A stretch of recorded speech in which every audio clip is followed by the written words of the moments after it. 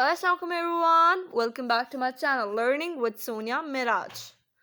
In this video, I'm going to do the analysis of the sentenza 3 of poem September 1st, 1939.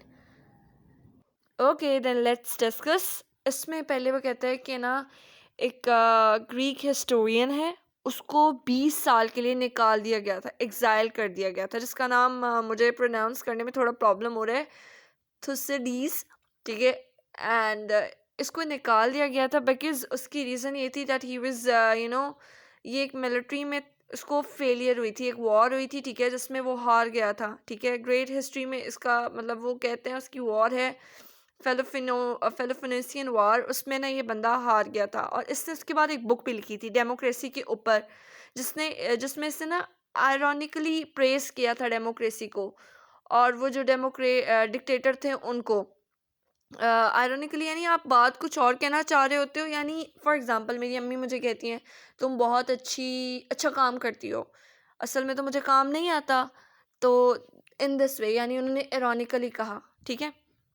इसमें वो कहते हैं all that a speech can say about democracy and what dictators do. अच्छा, इसमें वो कहते हैं कि वो बताते हैं कि डिक्टेटर्स जो है ना वो हमारे साथ ना एक नॉन सेंसिकल प्रॉमिस करते हैं लोगों के साथ, उन लोगों के साथ who are not only indifferent to the politics but by heart but they are also intellectually death. सिर्फ वो लोग नहीं जो इनडिफरेंट होते हैं, जिनको पॉलिटिक्स की एबीसी भी नहीं पता होती, उसके अलावा जो मतलब बाशऊर भी नहीं होते, उनका जो होता है ना दिमाग वो खाली होता है, उसमें भूसा भरा होता है, बिल्कुल डेड हो चुका है, मर चुका होता है। ही जस्ट वॉन्टेड टू से कि जो अभी नेचर है ना डिक्टेटर की वो भी सेम है, उस टाइम के जो लोग थे उनकी भी सेम है, और अभी के जो लोग हैं उनकी भी सेम है। और ये जो सारी नेचर बिहेवियर ये सब कुछ बताया जा रहा है। ये जो थुसिडीज़ हैं, इन्होंने एक किताब लिखी थी, उसके अंदर like he do the critical analysis of the critical history of the Peloponnesian war, ठीक है। ये जो वार हुई थी इसके बारे में, और ये जो वार थी ना ये रिपब्लिक ऑफ एथेंस के दरमियान में हुई थी और स्पार्टा के दरमियान में हुई थी। और इन्होंने इसमें बताया है किसका बिहेवियर, वो जो डिक्टेटर्स थे ना उनका बिहेवियर, यानी वो दिखने में कुछ और थे, असल में कुछ और थे, ये सब कुछ बताया है। इसमें आगे से कहते हैं कि एनालाइज्ड ऑल इन इस बुक, हमने क्या एनालाइज किया इसकी बुक में, द एनलाइटमेंट ड्रिवन अवे, अब वो दूर भाग चुकी है। एनलाइटमेंट होता है रोशनी, अक्लो शऊर, वो बहुत दूर जा चुका है, दूर दूर तक नज़र नहीं आता। द हैबिट फॉर्मिंग पेन, अब लोगों को आदत हो चुकी है किसकी, सफ़र करने की, पेन बर्दाश्त करने की।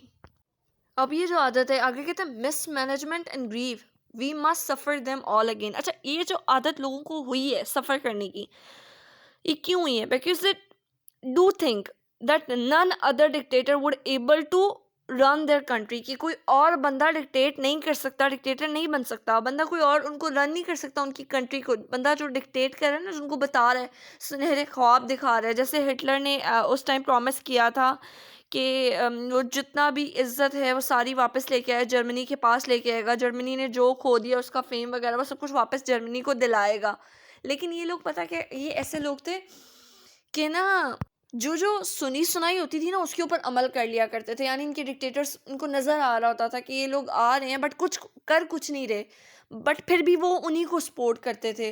लाइक उनको आदत हो गई थी ये जो तकलीफ़ है इसको बर्दाश्त करने की। और आपने एक बीच में मतलब ये जो लिखा हुआ है टेक्स्ट में एक वर्ड है एपथेटिक ग्रेव, इसके ऊपर भी सोचना है ये क्या है।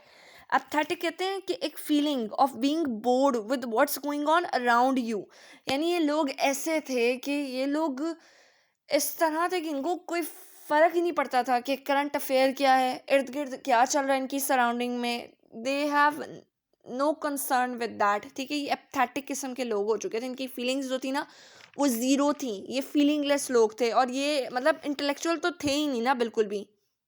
और दूसरा इन्होंने जो ये ग्रेव का यूज़ कर लिया वर्ड, ये इसमें बताते हैं कि ये मुर्दा हो चुके थे, like they have physically present but mentally they were like in the grave.